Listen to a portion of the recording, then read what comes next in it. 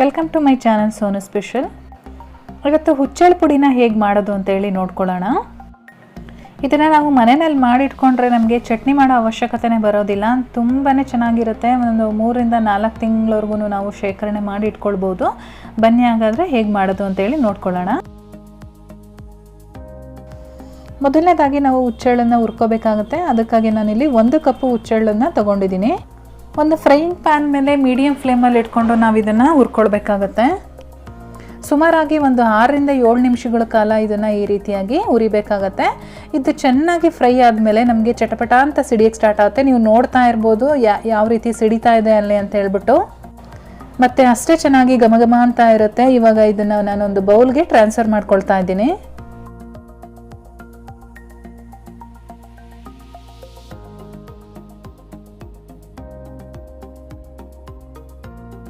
ಅದೇ ಪ್ಯಾನ್ಗೆ ನಾನಿಲ್ಲಿ ಒಂದು 7 ರಿಂದ 8 ಗುಂಟೂರು ಮೆಣಸಿನ್ಕಾಯಿನ ಹಾಕ್ಕೊಂಡು ಫ್ರೈ ಮಾಡ್ಕೊಳ್ತಾ ಇದ್ದೀನಿ. ಇದು ಸ್ವಲ್ಪ ಕ್ರಿಸ್ಪ್ ಆಗಬೇಕು. ಮೇಲ್ಗಡೆ ಸ್ವಲ್ಪ ಕಲರ್ ಚೇಂಜ್ ಆಗುತ್ತೆ ನೋಡಿ. ಇವಾಗ ಇದು ಕೂಡ ರೆಡಿಯಾಗಿದೆ. ನಾವು ಹುಚ್ಚೆಳ್ಳನ್ನು ಯಾವ ಬೌಲಲ್ಲಿ ಹಾಕ್ಕೊಂಡಿದ್ವೋ ಅದೇ ಬೌಲ್ಗೆ ಇದನ್ನು ಹಾಕಿ ಇಟ್ಟಿರ್ತೀನಿ. ಇವಾಗ ಅದೇ ಪ್ಯಾನ್ಗೆ ನಾನು ಒಂದು ದೊಡ್ಡ ಚಮಚದಲ್ಲಿ ಜೀರಿಗೆನ ಹಾಕ್ಕೊಂಡು ಹುರ್ಕೊಳ್ತಾ ಇದ್ದೀನಿ. ನೋಡಿ, ಇದಿಷ್ಟು ಹುರ್ಕೊಂಡ್ರೆ ಸಾಕು. ಇದನ್ನು ಕೂಡ ಅದರಲ್ಲೇ ಹಾಕ್ಕೊಂಡು ಸ್ವಲ್ಪ ತಣ್ಣಗಾಗ್ಲಿಕ್ಕೆ ಬಿಡ್ತೀನಿ. ತುಂಬ ಬಿಸಿ ಇರಬೇಕಾದ್ರೇ ಈ ರೀತಿ ಪೌಡರ್ ಮಾಡ್ಕೊಳ್ಳೋಕೆ ಹೋಗಬೇಡಿ. ಆ ರೀತಿ ಮಾಡೋದ್ರಿಂದ ನಮಗೆ ಮಿಕ್ಸರ್ ಜಾರ್ ಹಾಳಾಗುತ್ತೆ. ಸ್ವಲ್ಪ ತಣ್ಣಗಾದ್ಮೇಲೆ ಈ ರೀತಿ ಜಾರ್ ಒಳಗಡೆ ಹಾಕ್ಕೊಂಡು ಪುಡಿ ಮಾಡ್ಕೋಬೇಕಾಗತ್ತೆ.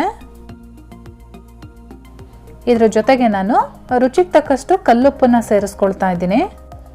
ಇವಾಗ ಇದನ್ನು ಕ್ಲೋಸ್ ಮಾಡಿಕೊಂಡು ನೀರು ಹಾಕ್ತೇನೆ ನಾವು ಪುಡಿ ಮಾಡ್ಕೊಳ್ಬೇಕು. ಸ್ವಲ್ಪ ಪುಡಿ ಆದಮೇಲೆ ನಾನು ಇದಕ್ಕೆ ಒಂದು 2 ಬೆಳ್ಳುಳ್ಳಿನ ಸಿಪ್ಪೆ ಎಲ್ಲ ತೆಗೆದು ಸೇರಿಸ್ಕೊಳ್ತಾ ಇದ್ದೀನಿ. ಬೆಳ್ಳುಳ್ಳಿ ಹಾಕಿದ್ಮೇಲೆ ಫೈನಾಗಿ ಪೌಡರ್ ಮಾಡ್ಕೊಳ್ಳೋಣ. ಫ್ರೆಂಡ್ಸ್, ಇವಾಗ ನೋಡಿ ರೆಡಿಯಾಗಿದೆ. ನಾವು ಇದನ್ನು ಒಂದು ಏರ್ಟೈಟ್ ಕಂಟೈನರಲ್ಲಿ ಹಾಕಿಟ್ಕೊಂಡ್ರೆ ಒಂದು 3 ರಿಂದ 4 ತಿಂಗಳವರೆಗೂ ಇಟ್ಕೊಳ್ಬೋದು. ನೀವು ರೊಟ್ಟಿ ಜೊತೆಗೆ ಚಟ್ನಿ ಬದಲಾಗಿ ಇದನ್ನು ಮೊಸರು ಅಥವಾ ಸಾಂಬಾರು, ಮಜ್ಜಿಗೆ ಯಾವುದ್ರ ಜೊತೆ ಕೊಟ್ರೂ ರೊಟ್ಟಿ ಮತ್ತು ಹುಚ್ಚೆಳ್ಳು ಪುಡಿ ಕಾಂಬಿನೇಷನ್ ಅಂತೂ ಸಖತ್ತಾಗಿರುತ್ತೆ.